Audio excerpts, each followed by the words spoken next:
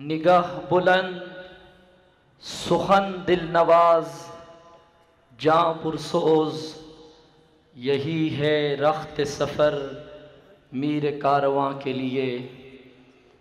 اب میں اس عظیم و شان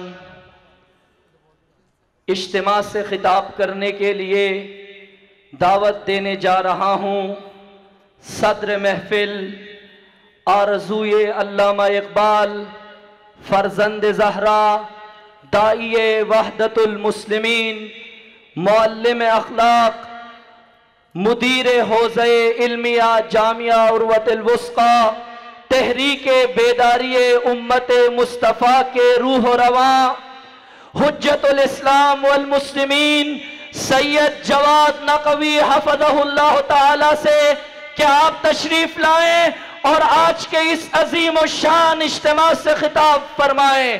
ان کی آمد کے لیے جوش و جذبے کے ساتھ نعرہ تکبیر، نعرہ رسالت، نعرہ حیدری، بلند تکبیر۔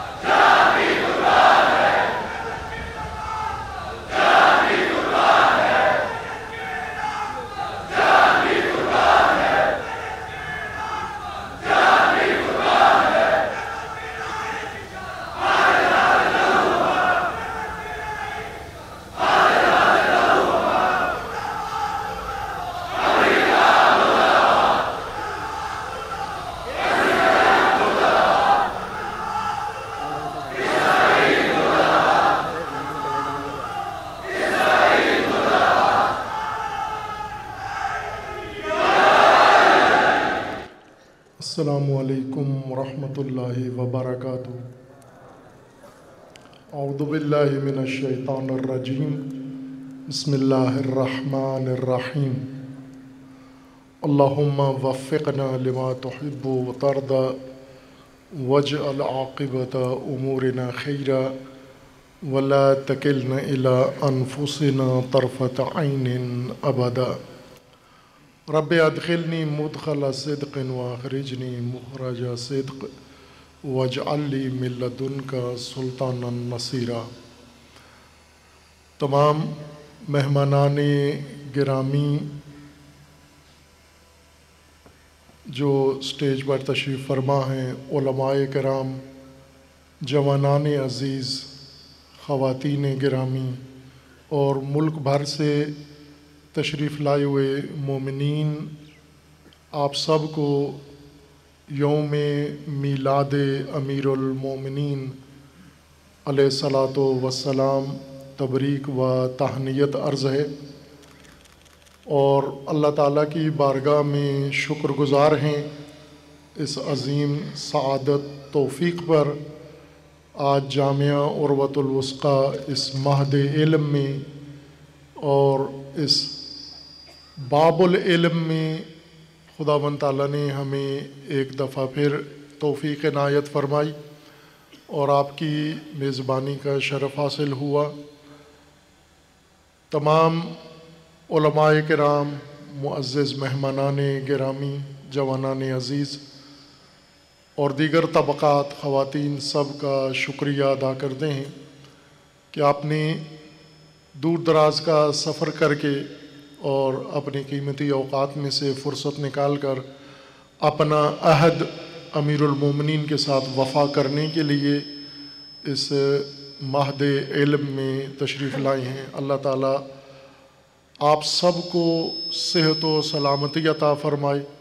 خداوند تبارک و تعالیٰ انشاءاللہ तमाम उम्मत इस्लामिया को सेहत व सलामती अता फ़रमाए, उन्हें वहदत व उख़ुव्वत उनके दरमियान कायम फ़रमाए और परवरदिगार उम्मत इस्लामिया को फ़ितनों से, जुल्म व सितम से निजात अता फ़रमाए, फ़ितना गरों, फ़ितना बाज़ों और ज़ालिमीन को जुल्म समेत अल्लाह ताला महव फ़रमाए।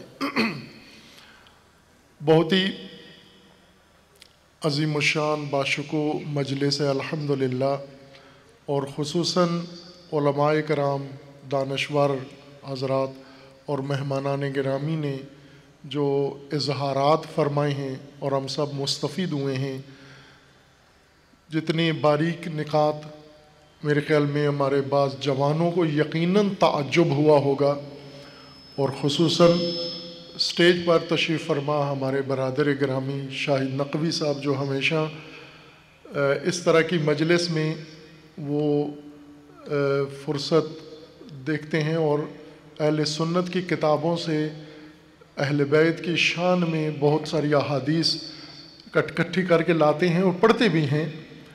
क़िल्लत वक्त के वजह से सारे मज़ामून अपना नहीं पढ़ सकते, लेकिन मेरे ख़्याल में आज उनकी भी तसल्ली तशफ़ी हो गई होगी कि अहले सुन्नत के यहाँ जो ख़ज़ाना मौजूद है अहले बैत अलैहिमुस्सलाम के मुताल्लिक़, वो अगर शिया जितना नहीं है तो शिया से कमतर भी नहीं है। और ये बात जो हमारे जाहिलों ने फैलाई है और हमारे आम लोगों ने सुन के उसको बावर कर लिया है कि अहले सुन्नत मुहिब अहले बैत नहीं होते, मेरे ख़्याल में आज किसी को शक व शुबहा बाकी नहीं रहा होगा। अगर रह गया है तो दिल की सफाई करें, चूँकि जितनी गवाहियाँ, शहादतें और आज आपने जो मकाम अहले बैत अलैहिस्सलाम का और अमीरुल मोमिनीन अलैहिस्सलातु वस्सलाम का आपने अपने कानों से सुना है और आँखों से मुशाहदा किया है, तो अब आपको यकीन आ जाना चाहिए कि अल्हम्दुलिल्लाह पाकिस्तान में सारी उम्मत मुस्तफ़ा सल्लल्लाहु अलैहि वसल्लम, वो शिया शक्ल में हो या सुन्नी शक्ल में हो, वो रसूलुल्लाह के फरमान, हर फरमान पर जान देने के लिए तैयार है। और ख़ुसूसन वो फरमान रसूलुल्लाह का जो मैदान गदीर में हुजूर ने फरमाया था, आज हर पाकिस्तानी मुसलमान शिया व सुन्नी के माथे पे और उसके दिल में नक्श हो गया है, मन कुन्तु मौला हो फ़हादा अलीयुन मौला हो। अब इससे ज़्यादा और कैसे दुनिया को बावर करवाएं कि पाकिस्तान में अहले बैत अलैहिमुस्सलाम से मोहब्बत करने वाली उम्मत रहती है। अगर चंद ऐसे फितना साज और फितनाबाज और फ़िरक़ाबाज नासबी इस मुल्क में अगर मौजूद हैं तो वो अंबिया के दौर में भी मौजूद थे, वो रसूलुल्लाह के ज़माने में भी मौजूद थे और वो अमीरुल मोमिनीन के ज़माने में भी मौजूद हैं। और कुरान गवाही देता है कि वो क़यामत तक बाकी रहेंगे। उस नस्ल नापाक का ख़ात्मा नहीं होगा, ये अल्लाह की हिकमत है। शैतान भी रहेगा और शैतान के चेले भी रहेंगे, लेकिन जिस बात पर हम सबको शुक्रगुज़ार होना चाहिए वो जो आपने आज समात फरमाया है, और ख़ुसूसन हमारे बहुत ही अज़ीज़ व मुकर्रम साहिबज़ादा जनाब डॉक्टर हुसैन मोहिउद्दीन क़ादरी फ़र्ज़ंद अर्जमन प्रोफेसर शेख़ुल इस्लाम साहिब के हाफ़िज़हुल्लाह। ख़ुब आपने देखा कि कितनी दकीक बातें उन्होंने आपके सामने पेश की, और इसी तरह पहली नशिस्त में जितने मुअज़्ज़िज़ीन आए थे उनमें से मैं एक पीर हारून अली गिलानी साहिब का नुक्ता शुरू करता हूँ अपनी गुफ्तगू के लिए, उसको मौजू बनाने के लिए।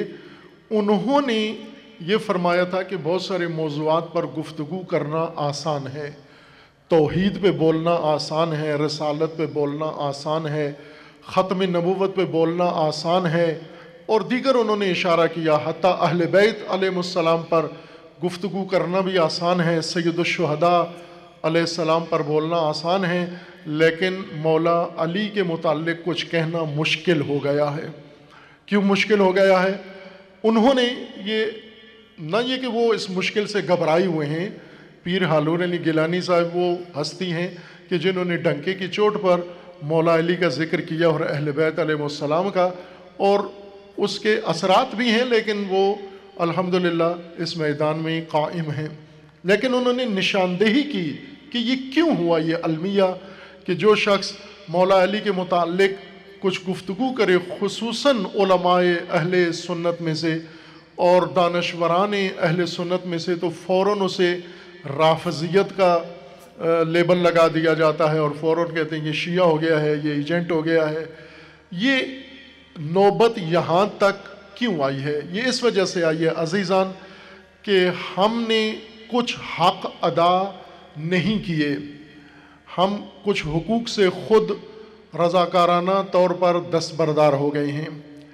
اگر نہج البلاغہ سے ہم دستبردار نہ ہوتے، قرآن کریم سے ہم دستبردار نہ ہوتے، عملاً دستبردار ہیں، اعتقاد ہے، محبت ہے، مودت ہے، بہت شدید پاکستان کے اندر قرآن کریم کے بارے میں محبت پائی جاتی ہے، اس طرح سے کہ کل کا بھی خبر ایک آئی ہے کہ کسی شہر میں پاکستان سے کسی نے قرآن کی بے حرمتی کی ہے اور لوگوں نے تشدد کر کے اس شخص کو ہلاک کر دیا ہے، اور ہر روز پاکستان میں یہ واقعات رونما ہو رہے ہیں کہ قرآن کی بے حرمتی، مقدسات دین کی بے حرمتی، رسول اللہ صلی اللہ علیہ وآلہ وسلم کی بے حرمتی یا دیگر مقدسات دین کی بے حرمتی پر امت اتنا شدید رد عمل دکھاتی ہے کہ دوسروں کے لیے وہ عبرت بن جاتا ہے۔ بس یہ امت کی ایک محبت کا نتیجہ ہے، جذبہ ہے، ان کے اندر ولولہ ہے، عقیدت ہے، لیکن جس سے اتنی محبت ہے عملاً اس سے دستبردار ہیں۔ آپ اپنے ملک کے اندر دیکھیں اور اپنی قومی صورتحال کو دیکھ لیں تو آپ قرآن کا نظام آپ کو اپنی مملکت میں، اپنی سرزمین پر نظر نہیں آتا۔ قرآن کی محبت موجود ہے، قرآن کی مودت موجود ہے، قرآن کے بارے میں اہتمام موجود ہے، لیکن قرآن میں اللہ تعالیٰ نے ہماری ہدایت کے لیے، ہماری سعادت کے لیے، ہماری عاقبت کے لیے جو نظام اتارا تھا، اس نظام کی طرف ہمارا کوئی رجحان نظر نہیں آتا، کوئی رغبت ہمارے اندر نظر نہیں آتی۔ نہج البلاغہ دوسرا مجموعہ ہے قرآن کریم کے بعد جو مظلوم و محجور و متروک ہے، کہ جس سے مودت تو پائی جاتی ہے، محبت تو پائی جاتی ہے چونکہ مولا علی کا کلام ہے، لیکن یہ مولا علی کا کلام محرومیت کا شکار ہے چونکہ مولا علی کے کلام میں انسان کی ہدایت کا مکمل نظام موجود ہے۔ یہ خطبے مولا علی نے ساری عمر بیان نہیں فرمائے، یہ مومنین کو آگاہی ہونا چاہیے۔ علماء کرام الحمدللہ جانتے ہیں کہ ساری عمر کے خطبات کا مجموعہ نہیں ہے، یہ فقط 4 سال حکومت کے دوران امیر المومنین کے خطبات کا مجموعہ ہے۔ امیر المومنین علیہ السلام جس عمر میں شہادت پائی ہے اس پوری عمر کے 4 سال، اب اس کے بعد جو عمر تھی حضور امام کی تقریباً 55-56 سال، اس عمر میں کیا فرمایا وہ نہج البلاغہ میں موجود نہیں ہے اور کسی نے اس کو ضبط نہیں کیا۔ بہت کم باتیں ہیں جو امیر المومنین علیہ السلام کی اس عصر کی خلافت اور حکومت سے پہلے کی درج کی گئی ہوں۔ نہج البلاغہ میں مرحوم سید رضی رحمۃ اللہ علیہ جنہوں نے یہ خطبات 6 صدی میں جمع کیے، اکٹھے کیے اور ان کو کتابی شکل دی ہے، یہ خود ادیب تھے اور انہیں ادب سے، عربی ادب سے بڑا شغف تھا اور بڑا لگاؤ تھا، اس وجہ سے انہیں امیر المومنین کے کلام میں جو ادبی شاہکار فصاحت و بلاغت کی معراج نظر آئی، انہوں نے منتخب کر کے ان خطبات کو، پورے خطبے نہیں ہیں بلکہ کاٹ کے انہوں نے ہر خطبے کا ایک پیراگراف جس میں فصاحت بہت اوج پر ہے وہ انتخاب کر کے انہوں نے یہ کتاب تدوین کی ہے۔ آج الحمدللہ اہل تحقیق کے لیے بعض دیگر علماء نے مستدرک نہج البلاغہ کی تالیف کی ہے اور 12 یا 14 جلدوں پر مشتمل جامع کلام امیر المومنین علیہ السلام کا اور وہ خطبات جو سید رضی رحمۃ اللہ علیہ نے چھوڑ دیے تھے انہوں نے اس کتاب مستدرک کے اندر ذکر کیے، موجود ہیں، اہل تحقیق اہل علم ان سے واقف ہیں اور آشنا ہیں۔ لیکن یہی مجموعہ جو مرحوم سید رضی رحمۃ اللہ علیہ نے انتخاب کیا اور جس کو عنوان نہج البلاغہ دیا ہے، بلاغت کا راستہ، بلاغت کا نہج اور منہج اور بلاغت کا طریقہ انہوں نے اس کا نام رکھا ہے، در حقیقت یہ ہدایت کا نہج ہے، منہج ہے۔ امیر المومنین علیہ السلام کے خطبات اور ان خطبات کے اندر جو روح ہے اور گہرائی ہے، وہ امیر المومنین کے طرز حکومت، طرز زندگی اور امیر المومنین کے ساتھ جو رویے لوگوں نے رکھے تھے، یہ خطبات ان کے تناظر میں بیان کیے گئے ہیں۔ ایک جامع نظام ہے معاش کا، ایک جامع نظام ہے معاشرت کا، ایک جامع نظام ہے حکومت کا، سیاست کا اور انسانیت کا، ایک جامع مجموعہ اور نظام اس کتاب شریف کے اندر موجود ہے۔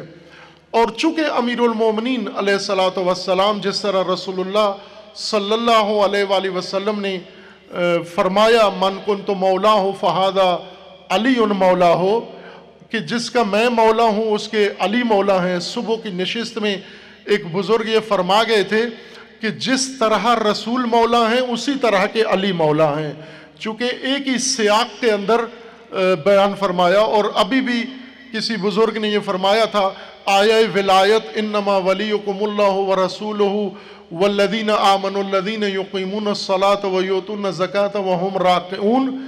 یہ ولایت کا سیاق بھی ولایت کو ایک ہی مطلب میں ذکر کر رہا ہے، اللہ کی ولایت، رسول اللہ کی ولایت اور ولی خدا کی، اولی الامر کی ولایت۔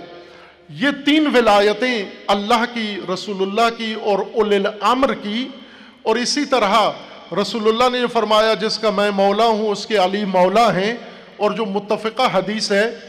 اب جو مولا کا معنی علی کے لیے کرنا ہے وہی رسول اللہ کے لیے کرنا ہوگا، اور جو ولی کا معنی یہاں دو میں کریں گے وہی اللہ کے لیے کرنا ہوگا۔ اب آپ کا اختیار ہے، آپ کی علمی بصیرت ہے، آپ کی علمی ایک اپروچ ہے کہ اس کے مطابق ولایت و مولا کا کیا معنی کرتے ہیں۔ لیکن یقیناً کچھ لوگ ولایت کا یہ معنی تسلیم کرتے ہیں کہ ولایت کا مطلب حاکمیت ہے، ولایت کا مطلب سرپرستی ہے، ولایت کا مطلب قیمومیت ہے، کہ اللہ تعالیٰ نے لوگوں کو فرمایا کہ اللہ مومنوں کا ولی ہے۔ اختیار رکھنے والے کو ولی کہتے ہیں، ولایت اختیار رکھنے والے، تصرف کرنے والے کو کہتے ہیں۔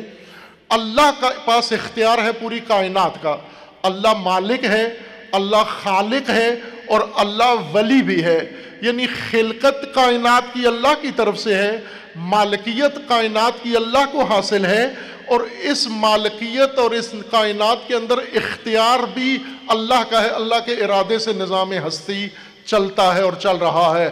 لیکن اللہ نے انسان کو بھی ہدایت کرنا تھی، اس لیے یہ اختیار، اس کا ایک حصہ رسول اللہ صلی اللہ علیہ وآلہ وسلم کو عطا فرمایا، اور رسول اللہ سے پہلے دیگر انبیاء کرام علیہ السلام کو جو مقام ولایت پر فائز تھے انہیں عطا فرمایا، اور پھر رسول اللہ کی نیابت میں اولی الامر منکم کو یہ ولایت صاحب اختیار بنایا۔ اولی الامر منکم، تم میں سے جو صاحب اختیار، صاحب ولایت ہے۔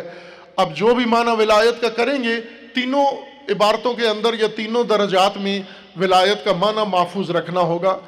جو بھی کریں، دوست معنی کریں، چاہنے والا، قریب معنی کریں، یا ولی و سرپرست معنی کریں، حاکم معنی کریں، معنی ایک ہی بنتا ہے۔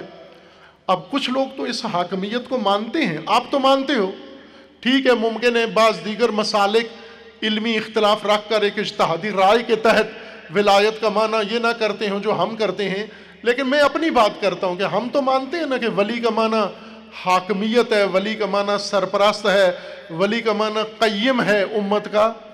تو جو مانتے ہیں ولایت ان کے لیے واضح ہے، روشن ہے، تو اب آئیں ولایت کا نظام بتائیں، دکھائیں۔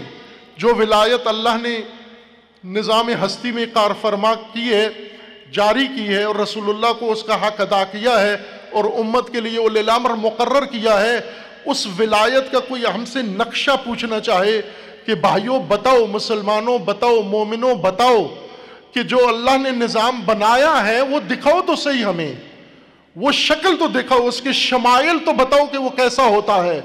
آج مسلمان پوری دنیا کے اندر کون سا ملک ہے جو کسی مسلمان کسی نوجوان کے سوال پر یا کسی غیر مسلم کے سوال کے جواب میں ولایت کا چہرہ دنیا کو زمین پہ دکھا سکے کہ اس کو نظام ولایت کہتے ہیں. اب آپ کیا دکھاؤ گے؟ تاریخ اٹھا کے دکھاؤ گے ساری آمریت بھری ہوئی ہے. اگر معاصر زمانہ دیکھو گے جمہوریت سے بھرا ہوا ہے.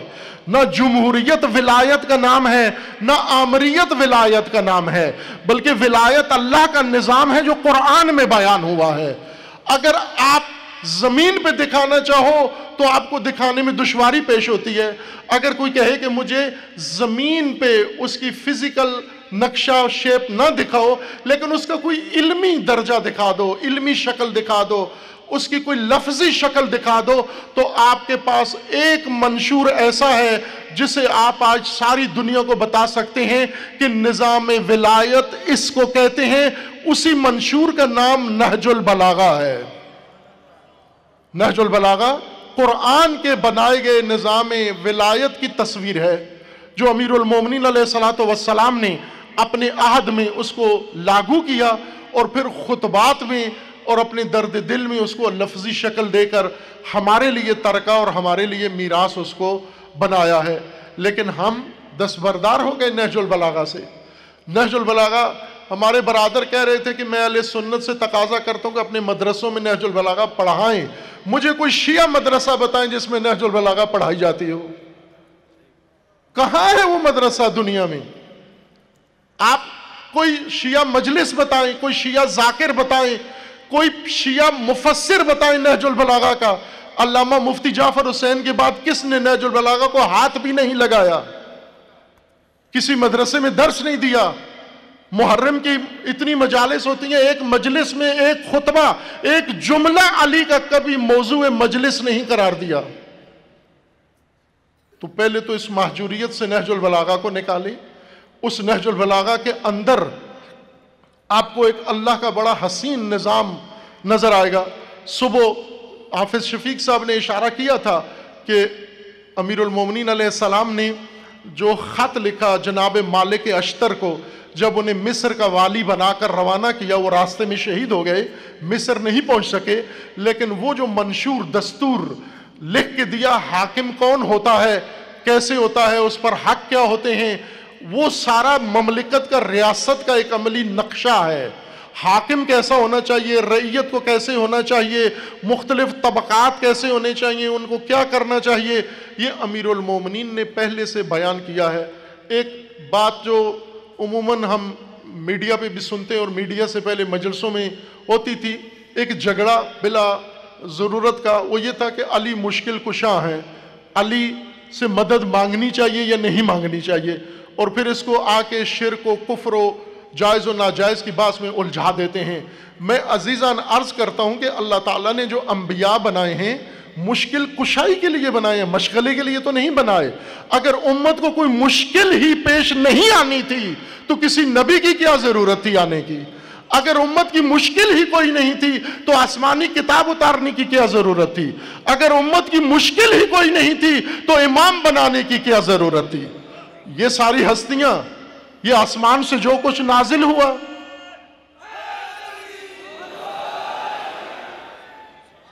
آج آپ کے ملک میں ایک بات جاری ہے، میڈیا 24 گھنٹے آپ کا دماغ کھپ کھپا رہا ہے، اور میں اکثر لوگوں کو دیکھتا ہوں نفسیاتی طور پر انفٹ ہو چکے ہیں میڈیا کی وجہ سے. چونکہ جب بھی اپنا موبائل کھولتے ہیں talk show, T V channel کھولتے ہیں ٹاک شو، کوئی اور اخبار دیکھتے ہیں اس میں ٹاک شو. ٹاک شو میں کیا ہو رہا ہے؟ اپوزیشن عدم اعتماد کرنے والی ہے. کیوں عدم اعتماد کرنے والی ہے؟ چونکہ پاکستان کی حکومت ناکام ہو گئی ہے. اس ناکام حکومت کو خاتمہ کریں. اپوزیشن کیا کر رہی ہے، حکومت کیا کر رہی ہے، اسٹیبلشمنٹ میں کیا کر رہی ہے؟ کوئی مشکل ہے نا جس وجہ سے یہ سارے لگے ہوئے ہیں اس کے اندر. کیا پاکستان کی کوئی مشکل ہے یا نہیں ہے؟ مشکل ہے. اب اس مشکل میں سب سے بڑی مشکل جو ہم سب دیکھ رہے ہیں وہ مہنگائی ہے. مہنگائی کو بہانہ بنا کر کے تو اس مشکل کو حل کرو. حل کون کرے؟ اپوزیشن حل کرے. جس نے مشکل پاکستان کی حل کر دی وہ مشکل کشا ہو جائے گا. سب کی نگاہیں اسٹیبلشمنٹ پہ لگی ہوئی ہیں. آپ کہہ رہے ہیں اسٹیبلشمنٹ مشکل کشا ہے چونکہ ان کے ہاتھ میں چابی ہے. انہوں نے اگر حمایت حکومت کی چھوڑی، حکومت ختم ہو جائے گی، اپوزیشن کو موقع دیا، اپوزیشن آ جائے گی. لیکن کیا اس حکومت سے پہلے کوئی اور حکومت نہیں تھی؟ اس وقت کوئی مشکل نہیں تھی؟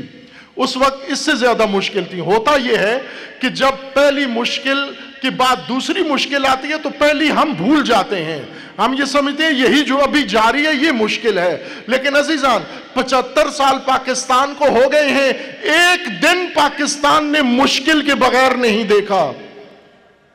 ہر روز میں مشکل تمہیں پیش آئی ہے. اب اس مشکل کے نجات کے لیے تم مشکل کشا ڈھونڈتے ہو.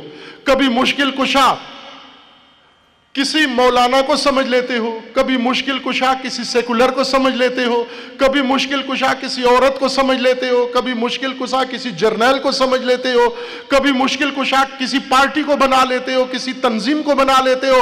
جب پاکستان کے اندر کوئی مشکلیں حل نہیں کرتا تو امریکہ کے در پہ چلے جاتے ہو، عرب ملکوں کی طرف ہاتھ پھیلا دیتے ہو کہ ہماری مشکلات حل کرو. اب اللہ کی طرف سے تمہیں کیا اپنے حال پہ چھوڑ دیا گیا تھا؟ امریکہ کے رحم و کرم پہ چھوڑ دیا تھا آپ کو؟ عرب ممالک کے رحم و کرم پر چھوڑ دیا تھا؟ IMF کے رحم و کرم پر چھوڑ دیا تھا کہ ان 22-23 کروڑ کو جب مشکل پیش آئے تو یہ کشکول اٹھا کے در در گھومتے پھریں؟ تو اللہ نے جو دین بنایا، جس کی غیرت ہمارے اندر ڈالی ہے، جس کو جذبہ دیا ہمارے اندر، اور ہم نے اس دین کو فرقوں میں بانٹ ڈالا اور فرقہ واریت میں مبتلا ہو گئے. اس دین کو فرقوں کے نقاب کو اتار کر نیچے دیکھو، آپ کی مشکلات کا حل موجود ہے اس کے اندر. اس دین کے اندر تمہاری مشکلات کا حل موجود ہے. ایک طالب علم کی حیثیت سے میں دعوے سے عرض کر رہا ہوں، ان بزرگوں کی موجودگی میں، اساتید کی موجودگی میں، ان علماء کی موجودگی میں عرض کر رہا ہوں، عزیزان من، نہج البلاغہ وہ تمام مشکلات جو آج مملکت پاکستان کو دامنگیر ہیں، ایک ایک مشکل، چھوٹی چھوٹی مشکل، آپ کی سیاسی مشکل، آپ کی معاشی مشکل، آپ کی سلامتی کی مشکل، آپ کی اخلاقی مشکلات، ہر مشکل کا حل نہج البلاغہ کا ہر صفحہ اور ہر سطر بتا رہا ہے آپ کو. لیکن کسی نے اٹھا کے دیکھا ہے؟ نہج البلاغہ ابھی تک نصاب کا حصہ نہیں ہے. کس مدرسے میں پڑھائی جاتی ہے؟ مجھے یاد ہے قم مقدسہ میں جب سعادت نصیب ہوئی طالب علمی کی تو وہاں پر ایک استاد نہج البلاغہ پڑھاتے تھے، اور ان کے درس میں شوق تھا جانے کا کہ ہم اس میں شرکت کریں. اور اس استاد کے بارے میں باقی پورا حوزہ یہ رائے رکھتا تھا کہ یہ نالائق استاد ہے. اگر لائق ہوتا تو مقاصد پڑھاتا، لائق ہوتا تو کفایہ پڑھاتا، لائق ہوتا تو فقہ اور اصول پڑھاتا. چونکہ فقہ اور اصول نہیں پڑھا سکتا اس لیے نہج البلاغہ پڑھاتا ہے. یہ تو آپ کے حوزوں کی حالت ہے، یہ تو آپ کے مدرسوں کی حالت ہے. یہ نہج البلاغہ عزیزان مکمل دین کی قرآنی نظام کی تشریح ہے، عملی تشریح ہے. اور یہ عملی تشریح کس نے کی؟ ولی خدا نے کی، ولی اللہ نے کی، جن کا آپ چرچا کرتے تھکتے نہیں ہو، اور جس کی ولایت پہ لڑتے ہو، جھگڑتے ہو، جھگڑ کے تھکتے نہیں ہو. کبھی جھگڑنے والے فریقین نے یہ بھی سوچا ہے کہ جس کی ولایت پہ جھگڑا ہے اس ولایت کے اندر ہی تو ہماری مشکلات کا رائے حل موجود ہے. اب جو شیعہ مدعی ہیں امیر المومنین کی پیروی کے، کہ شیعہ کہتے ہی اس کو جو علی کا پیروکار ہو.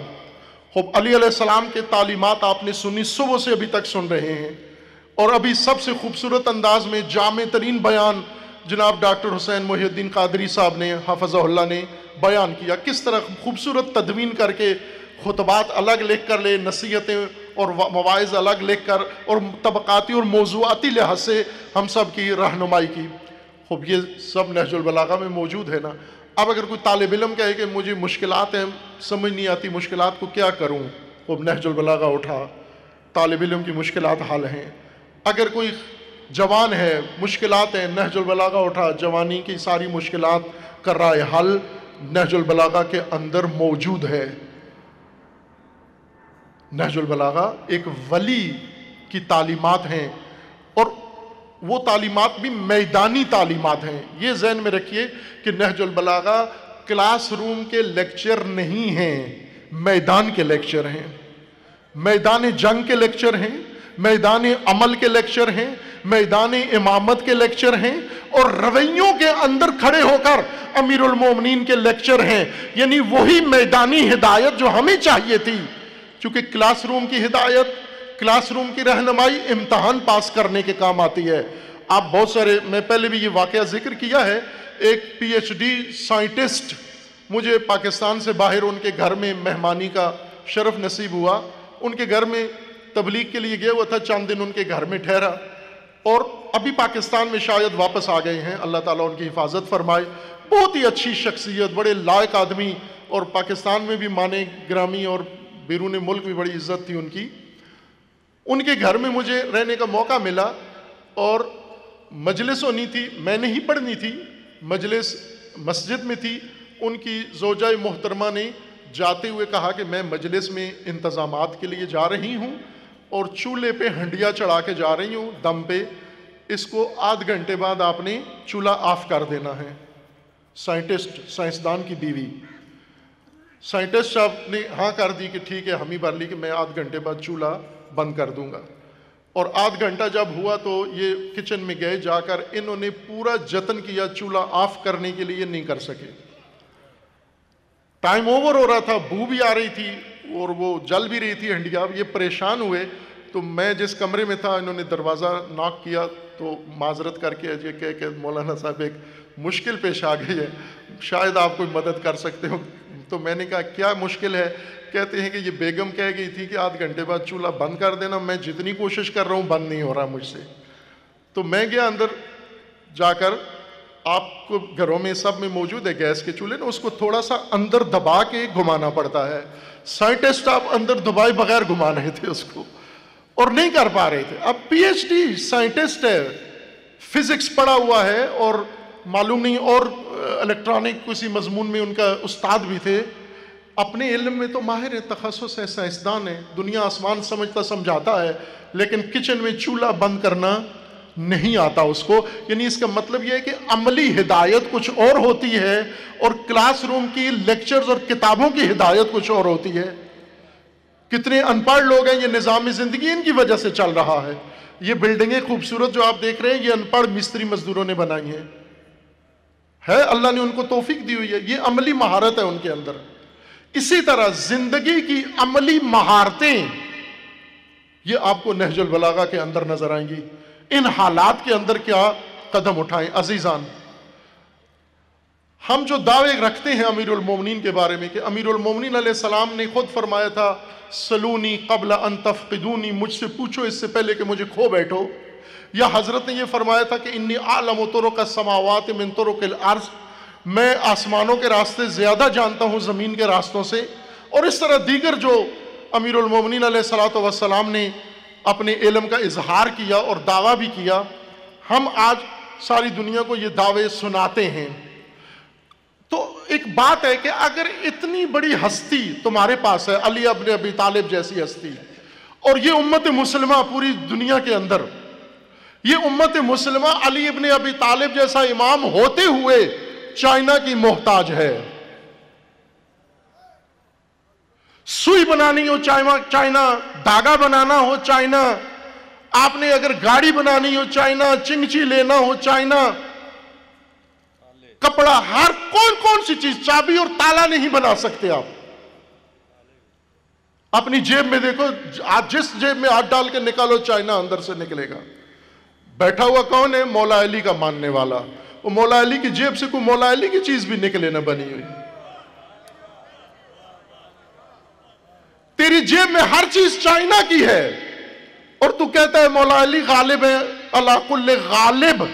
تو اس کا مطلب یہ تو نہیں بنتا کہ مولا علی کے بارے میں جو تمہارے دعوے ہیں غلط ہیں.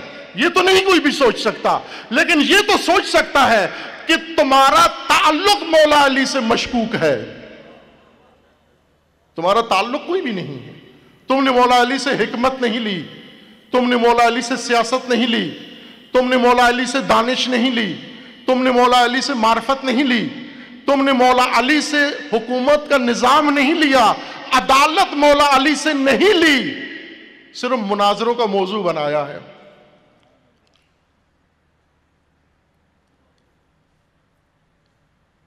یہ راستہ امیر المومنین نے بنا کے رکھا ہوا ہے۔ آپ نے ابھی سنا یہ کتنی خوبصورت گفتگو ہوئی۔ میں چاہتا تھا میرا وقت، میں انتظامیہ کو پہلے سے کہا ہوا تھا کہ مہمان ہم نے بہت بڑی سطح کے بلا لیے ہیں اور زیادہ بلا لیے ہیں، ان کو وقت دیں، میرا وقت ان کو دے دیں، میں آخر میں 10 منٹ چھوڑے شکریہ کے لیے، لیکن مہمانوں نے محبت کی، تھوڑا سا وقت مجھے دے دیا سما خراشی کے لیے، لیکن میری اپنی خواہش یہ تھی کہ یہ مہمان ہی زیادہ گفتگو کرتے۔ آپ نے یہ سنا خلیفہ دوم کا بیان ڈاکٹر صاحب نے نقل کے، 2 دفعہ آج آپ سن چکے ہیں یہ جملہ 2 دفعہ، دوسری دفعہ ڈاکٹر صاحب نے بیان کیا۔ صبح کی نشست میں ایک اور بزرگ یہ جملہ بیان کر گئے تھے، وہ فرما رہے تھے، مشکل کشا ہے یعنی کہ میں اس مشکل سے پناہ مانگتا ہوں جس کے حل کے لیے علی ابن ابی طالب موجود نہ ہو۔ خلیفہ دوم اپنے عہد خلافت میں، حکومت کے زمانے میں، اب خلیفہ کی مشکلات کتنی تھیں یہ آپ اندازہ نہیں کر سکتے، چونکہ آپ ایسی سلطنت کے والی نہیں ہیں جس کی قلمرو کئی براعظموں میں پھیلی ہوئی ہو، جس کی فتوحات کا سلسلہ اتنا بڑھ رہا ہو، تو ایسے حاکم کی تو قدم قدم پہ مشکلات آتی ہیں، اندرونی مشکلات، بیرونی مشکلات، عدالتی مشکلات، فیصلوں کی مشکلات، قدم قدم پہ مشکلات آتی ہیں، اور وہ یہ کہہ رہے ہیں کہ میں ایسی مشکل سے پناہ مانگتا ہوں جس کے حل کے لیے علی ابن ابی طالب موجود نہ ہو۔ امت آج آپ کہتے ہو ہم ایسی مشکل سے پناہ مانگتے ہیں جس کے حل کے لیے نہج البلاغہ میں علی ابن ابی طالب کا کلام موجود نہ ہو۔ آپ کی تو کوئی مشکل نہیں ہے، مشکل مہنگائی ہے، اپوزیشن حل کر دے گی، مشکل فلاں ہے، اسٹیبلشمنٹ حل کر دے گی، مشکل فلاں ہے، کوئی عرب ملک قرضہ دے دے گا، مشکل فلاں نوعیت کی ہے، امریکہ مدد کرے گا، چائنا مدد کرے گا، چائنا پکا دوست ہے ہمارا۔ تم نے چائنا کو مشکل کشا مان لیا ہے اور ادھر سے دعویٰ رکھتے ہو علی مشکل کشا ہے۔ ہونا تو یہ چاہیے تھا چائنا والے لائن لگا، سی پیک روڈ پر ایک انسانی زنجیر کھڑی ہوتی، چائنا کے دارالخلافہ سے لے کر اسلام آباد تک لائنیں لگی ہوتی، سب چائنی کھڑے ہو کر پوچھ رہے ہوتے کہ پاکستان میں ہم نے سنا ہے کہ ایک ملت رہتی ہے جس کا مولا علی ہے، اور وہ مولا علی جو ہر مشکل کا حل ان کے پاس موجود ہے، تو چائنا ساری مشکلات کے لیے پاکستان کے دروازے کھٹکھٹا رہا ہوتا تو پھر تو آپ حق بجانب تھے یہ کہنے میں۔ کس مشکل کے لیے کون آتا ہے ہماری طرف؟ مسلمانوں کی طرف کون آتا ہے؟ عزیزان، رائے حل یہ ہے کہ آپ نہج البلاغہ کی طرف آئیں، آپ مولا علی کی طرف آئیں، مولا علی کے نظام کی طرف آئیں، اور مولا علی متنازع شخصیت نہیں ہیں۔ آج کی مجلس نے تو کم از کم یہ مہر لگا دی ہے نا کہ علی متنازع شخصیت نہیں ہے، علی متفقہ ولی ہیں۔ آج کی گفتگو اور آج کی مجلس کے بعد شک رہ گیا کسی کو؟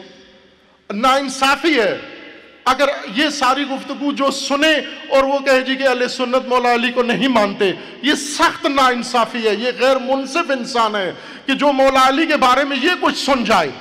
ابھی قریجہ صاحب نے نظم پڑھی ان کے اپنے بزرگ پیشوا خواجہ فرید الدین کی، اور اس کے مصرع دوم میں انہوں نے یہ پڑھا نا کہ جو بھی شک کرتا ہے آل علی میں وہ زنیم ہے، اور آگے سخت شعر تھا ان کا۔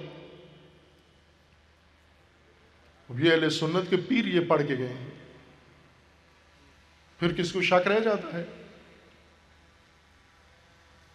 حقیقت یہ ہے کہ مولا علی کے در پر، جس طرح ابھی ڈاکٹر صاحب نے فرمایا کہ جتنے اولیاء ہیں، جتنے بھی صاحبان ولایت مانوی کے جتنے سلسلے ہیں، اقطاب ہیں، جتنے بھی تصوف کے اور عرفان کے جتنے سلسلے ہیں، ان سب کا رشتہ آخر میں ایک جگہ جا ملتا ہے، اور وہ مولا علی سے جا ملتا ہے۔ اگر مولا علی کو یہ چھوڑ دیں تو یہ جو سلسلہ رکھ رہے ہیں یہی ختم ہو جاتا ہے، منقطع ہو جاتا ہے، ابتر ہو جاتے ہیں۔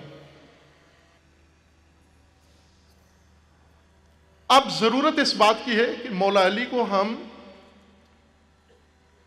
اپنے بچوں کی تربیت میں لے آئیں، مولا علی کو ہم اپنی معیشت کی بنیادوں میں لے آئیں، مولا علی کو ہم اپنے تعلیم کا حصہ بنا لیں، اپنے نصاب کا حصہ بنا لیں۔ ابھی مشترکہ قومی نصاب حکومت نے بنایا ہے، مولا علی کو بالکل بال کی طرح اٹھا کر نصاب سے باہر کر دیا ہے۔ ظاہر ہے جب IMF کے مامور بیٹھ کر نصاب امت اسلامی کے لیے بنائیں گے تو وہ تو مولا علی کے ذریعے نہیں بنائیں گے۔ اگر ڈاکٹر حسین محی الدین قادری ہوتے نصاب بنانے والوں میں تو یقیناً یہ کہتے کہ جب ہمارے خلیفہ دوم ہر مشکل کی جستجو علی ابن ابی طالب کے پاس جا کر کرتے تھے حل کی، تو آج ان کے پیروکار کہاں سے مشکل کے حل ڈھونڈے؟ علی ابن ابی طالب سے۔ اور ایسا یہ ان کے والد بزرگوار جنہوں نے ان سارے موضوعات کو سیر حاصل رہنمائی کی ہے امت کی سب کے لیے، تو یہ تعلیم کا حصہ بنانے کی ضرورت ہے۔ اب باقی ادارے بنائیں گے، اپنا وقت آئے گا بنائیں گے، لیکن جن میں بننا چاہیے وہاں تو بنائیں نا ہم۔ عروۃ الوثقیٰ ایک کوشش ہے، ایک قدم ہے ادنا سا جو اٹھایا ہے، اور آپ تمام مومنین کی دعائیں بھی اس میں شامل ہیں، آپ کے تعاون بھی اس میں شامل ہے۔ میں یہ بات آج ان معزز مہمانوں کی موجودگی میں، بعض کے لیے شاید یہ نئی بات ہو، لیکن میں عرض کر رہا ہوں کہ یہ عروۃ الوثقیٰ جو ابھی پھیل کے اتنا وسعت اختیار کر چکا ہے، یہ تمام پاکستان کے چند مومنین کی ہمت کا نتیجہ ہے۔ یہ اس میں 1 روپیہ بھی باہر سے کہیں سے، نہ کسی حکومت سے، نہ کسی مجتہد سے، نہ کسی فیڈریشن سے، نہ کسی فاؤنڈیشن سے، یہ میں برملا کہہ رہا ہوں، ملائے عام میں کہہ رہا ہوں، کہیں سے بھی 1 روپیہ بھی اس میں شامل نہیں ہے۔ اگر رکاوٹ نہیں ڈالی کسی نے تو تعاون نہیں کیا ان میں سے کسی نے، یہ ان مومنین کی ہمت کا نتیجہ ہے۔